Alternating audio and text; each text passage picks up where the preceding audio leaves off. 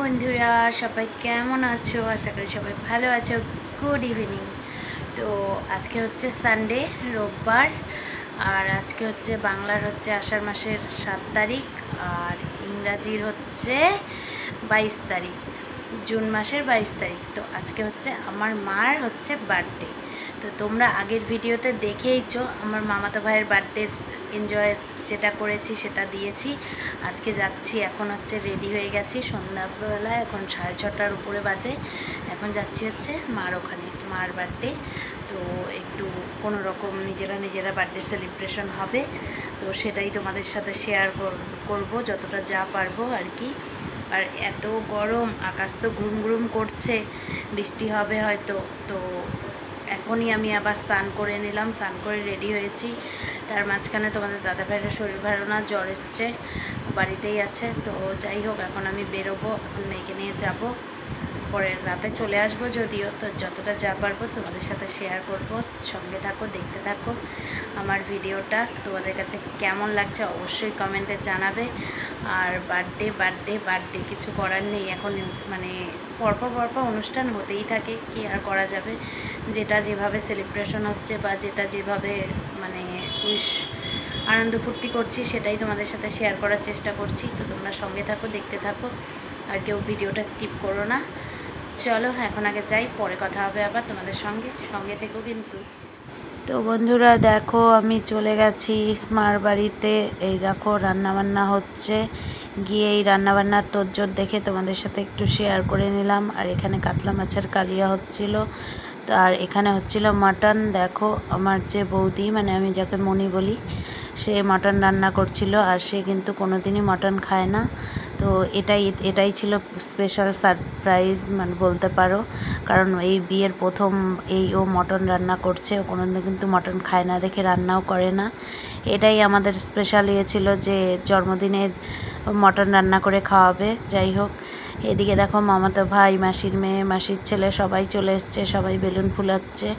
এগুলোই একটু আনন্দ ফুর্তি করছিলাম। আর আমার শরীরটা খুব একটা ভালো না আমারও, তো ওইভাবেই গিয়ে যাই হোক আনন্দ ফুর্তি মানে করেছি কোনো রকম। এই যে দিদি দেখতে পাচ্ছ,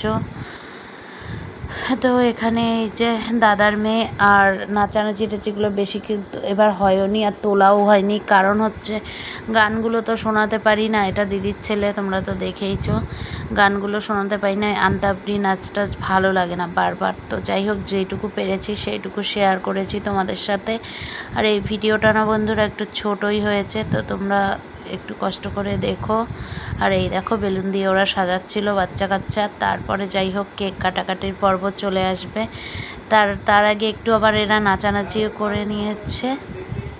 তারপর তো দেখো এখানে একটু নাচানাচি হচ্ছিল, সেটা একটু তুলে নিয়েছি, বেশি নাচানাচি হয়নি এবার। তারপরে দেখো কেক কাটার পর্ব দেখেছো, আমার দাদার ছেলে মেয়ে, জমজ ছেলে মেয়ে, তোমরা তো আগে দেখেইছো। এই যে আমার সোনা মা, সোনা বাবা, আর আমার সোনা মা পাশে বসে আছে, দেখতেই পাচ্ছ। মার সঙ্গে 3 ভাই বোন, দিদির ছেলে শুধু যায়নি, ভিডিও করছিল, ক্যামেরা করছিল। তো ওরা কেক কাটছে, সেটা একটু তোমাদের সাথে শেয়ার করে নিলাম, দেখতেই পাচ্ছ। তো কেমন হয়েছে দেখো। আর এই যে জন্মদিন বলো, এগুলো কিন্তু মানে একটু আনন্দ ফুর্তি মজা জাস্ট, আর তো আর কিছু না। কারণ এখন হয়তো অনেকেই বলবে বা ভাববে যে এখন এই বয়সে জন্মদিন বা কিছু, সেগুলো কোনো কিছু নয়। সবাই মিলে এক জায়গায় হওয়া, নিজেদের পরিবারের লোক, আর সবাই মিলে এক জায়গায় হয়ে এইটাই একটা আনন্দ ফুর্তি মজা, এটাই হচ্ছে ভালোবাসা, তাই না? কারণ জীবনে কোনো কিছুই ধরে রাখা যায় না, সব কিছুই চলে যায়। তো এখন মনে হয় যে না, সব কিছু একটু একটু করে আনন্দ করে জীবনটাকে উপভোগ করা উচিত, আমার এটাই মনে হয়। তো যাই হোক দেখো, কেক কাটার পর এখন দেখো বেলুন ফাটানো হচ্ছে সবাই। আর আমাদের বাড়ির এটা হচ্ছে নিয়ম, মানে কেক কাটা শেষ, যত বেলুন আছে সবাই মিলে ফাটানোর ওদের অভ্যাস। আমি জানি না যদিও ফাটাতে, আমার মাও ফাটায়, কিন্তু মা যেহেতু আজকে কেক কাটছে, মা ফাটায়নি। তো দেখো এদিকে বেলুন ফাটানো হচ্ছে, দিদি ভাই বোন সবাই মিলে, আর আমি ক্যামেরা করছিলাম। এখন সবাইকে কেক খাওয়ানোর পর্ব, তারপরে যাই হোক খাওয়া দাওয়ার পর্ব হয়ে আমি বাড়ি চলে আসব, কারণ খাওয়া দাওয়ার পর্ব আর তোমাদের সাথে আর শেয়ার করছি না। এখানে কেক কাটার পর্বর পর আর হয়তো শেয়ার করাই হয়নি বা হবে না।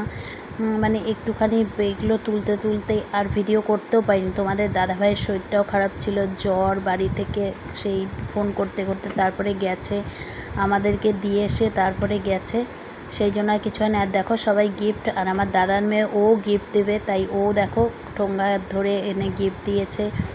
তো আমার মেয়েও দিচ্ছে। আমি এনেছিলাম একটা বেড কাভার, তোমাদের সাথে আর শেয়ার করা হয়নি, মুখেই বলে দিলাম। দিদি এনেছে দেখো ঘট, ভাই এনেছে শাড়ি, যাই হোক এগুলো দিয়ে। আর পুরো জন্মদিনের অ্যারেঞ্জমেন্টটাই আমার বৌদি করেছে, মানে মনি।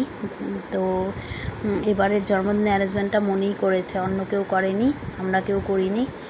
যাই হোক প্রত্যেকবার প্রত্যেকটা জন্মদিনের অনুষ্ঠানের মানে সব কিছুর আমি বেশিরভাগটা সবাইকে হুজুগ দিই, সবার সঙ্গে তাল মিলিয়ে চলি। এবার আমার শরীর খারাপ থাকার কারণে আমি কিছুই করতে পারছি না, তো বৌদি করেছে। যাই হোক কতটা ভালো লেগেছে, মজাও লেগেছে, সবাই মিলে একসঙ্গে হয়ে একসঙ্গে এই যে জন্মদিন পালন করা, এটা কিন্তু আমার কাছে বেশ লেগেছে।